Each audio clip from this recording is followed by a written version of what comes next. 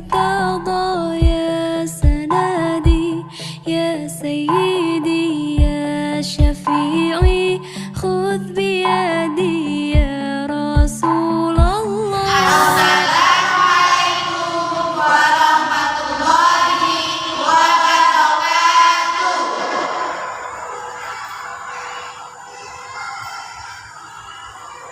أعوذ بالله من الشيطان الرجيم. بسم الله الرحمن الرحيم. سبحان الذي أسرى بعبده ليلا من المسجد الحرام إلى المسجد الأقصى الذي باركنا حوله لنريه من آياتنا إنه هو السميع البصير. Aku berlindung kepada Allah dari godaan syaitan yang terkutuk dengan menyebut nama Allah yang Maha Pengasih lagi Maha Penyayang. Maha suci Allah yang telah memperjalankan hambanya Muhammad pada malam hari dari Masjidil Haram ke Masjidil Aqsa yang telah kami berkahi sekelilingnya, agar kami perlihatkan sebagian tanda-tanda kebesaran kami. Sesungguhnya Allah Maha mendengar, Maha melihat.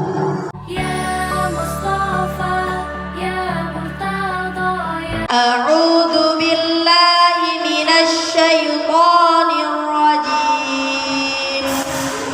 Bismillahirrahmanirrahim. Walaqad ra'ahu naslatan ukhra 'inda sidratil muntaha. Indaha jannatul ma'wa. إذ يغشى السدرة ما يغشى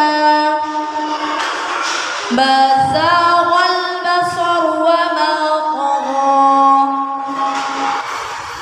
لقد رأى من آيات ربه الكبرى.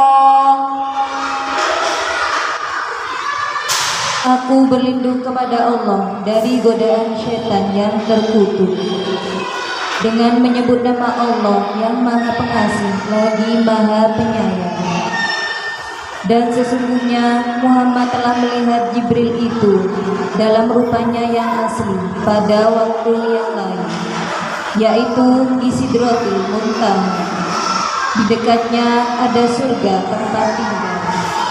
Muhammad melihat Jibril ketika Sidratul Muntaha diliputi oleh sesuatu yang meliputinya.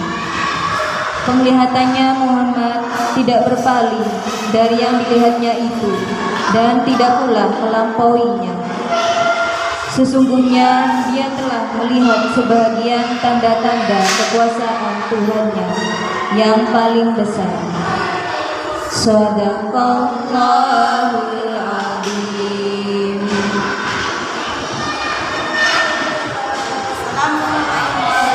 Warahmatullahi wabarakatuh.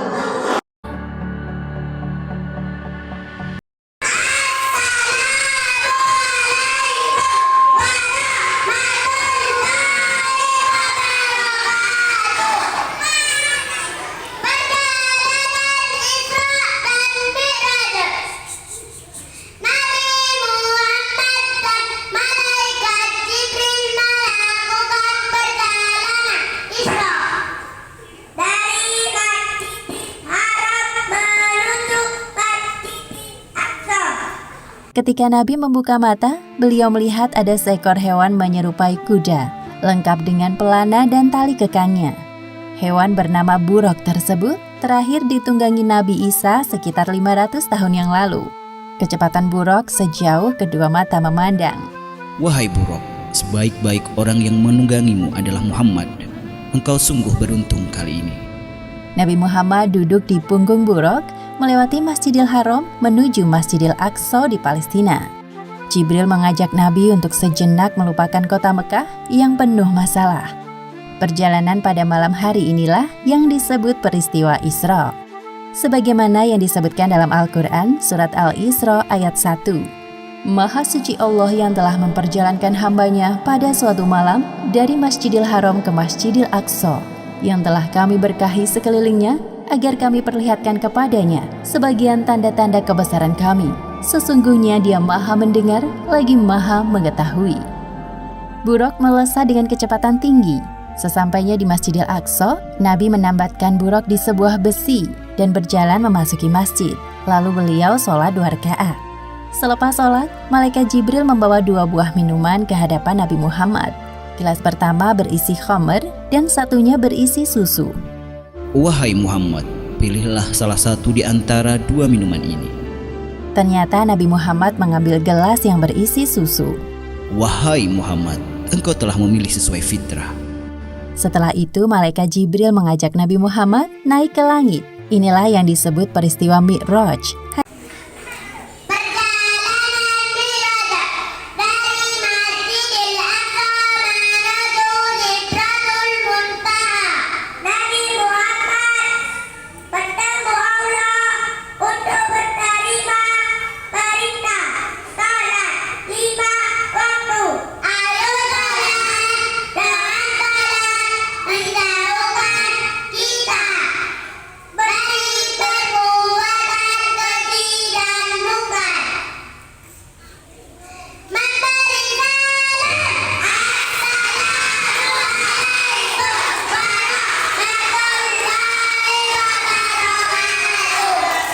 Sebagaimana yang disebutkan dalam Al-Quran surat An-Najm ayat 13 hingga 18. Dan sesungguhnya Muhammad telah melihat Jibril itu dalam rupanya yang asli pada waktu yang lain, yaitu di Sidratil Muntaha. Di dekatnya ada surga tempat tinggal. Muhammad melihat Jibril ketika Sidratil Muntaha diliputi oleh sesuatu yang meliputinya. Penglihatannya, Muhammad tidak berpaling dari yang dilihatnya itu dan tidak pula melampauinya. Sesungguhnya dia telah melihat sebagian tanda-tanda kekuasaan Tuhannya yang paling besar. Tiba-tiba Nabi Muhammad dinaikkan lagi menuju Allah Subhanahu wa Ta'ala. Tubuhnya mendekat kepadanya dalam jarak yang tidak jauh. Namun Nabi Muhammad tidak dapat melihat Allah Subhanahu wa Ta'ala secara langsung. Beliau melihat Allah Subhanahu wa Ta'ala dengan hatinya. Pada saat itulah Allah Subhanahu wa Ta'ala mewajibkan hambanya untuk sholat 50 kali sehari semalam. Setelah Nabi Muhammad menerima tugas dari Allah Subhanahu wa Ta'ala, beliau turun. Di langit ke-6, Nabi Muhammad berjumpa dengan Nabi Musa. Mereka saling berbincang. Wahai Nabi Muhammad, apa yang Allah perintahkan kepadamu? Sesungguhnya Allah Subhanahu wa Ta'ala mewajibkan kepada umatku untuk sholat 50 kali sholat sehari semalam. Kembalilah wahai Muhammad, mintalah keringanan kepada Allah. Aku yakin umatmu akan keberatan dengan hal ini. Nabi Muhammad mulai berpikir dan meminta pendapat Jibril, sedangkan Jibril menyetujui apapun keputusan Nabi. Akhirnya Nabi Muhammad kembali naik untuk menghadap Allah. Nabi Muhammad meminta keringanan untuk umatnya. Maka Allah Subhanahu wa Ta'ala meringankannya menjadi 10 waktu sholat. Kemudian Nabi Muhammad kembali ke langit ke-6 dan bertemu dengan Nabi Musa. Mendengar jawaban dari Nabi Muhammad, Nabi Musa menyuruh beliau untuk meminta keringanan lagi. Kembalilah kepada Rabb-Mu. Aku sangat yakin umatmu tidak akan sanggup melakukannya. Nabi Muhammad kembali menghadap Allah Subhanahu wa Ta'ala. Lalu Allah Subhanahu wa Ta'ala meringankan menjadi 5 kali waktu sholat. Nabi turun lagi ke langit ke-6. Di sana Nabi Musa telah menunggu Nabi Muhammad. Nabi Musa kembali menyarankan beliau untuk kembali meminta keringanan kepada Allah Subhanahu wa Ta'ala. Wahai Nabi Musa, aku telah malu kepada Robku. Aku rela dengan keputusan ini. Kemudian Nabi Muhammad berpamitan dengan Nabi Musa dan meneruskan perjalanan. Ketika itu terdengar suara dari langit. Wahai Muhammad, engkau telah menyetujui farduku dan aku telah memberikan keringanan untuk para hambaku. Perintah sholat 5 waktu nilai pahalanya sama seperti 50 waktu dalam sehari semalam. Allah Subhanahu wa Ta'ala sangat menyukai ibadah sholat karena membuat umatnya terus ingat kepadanya.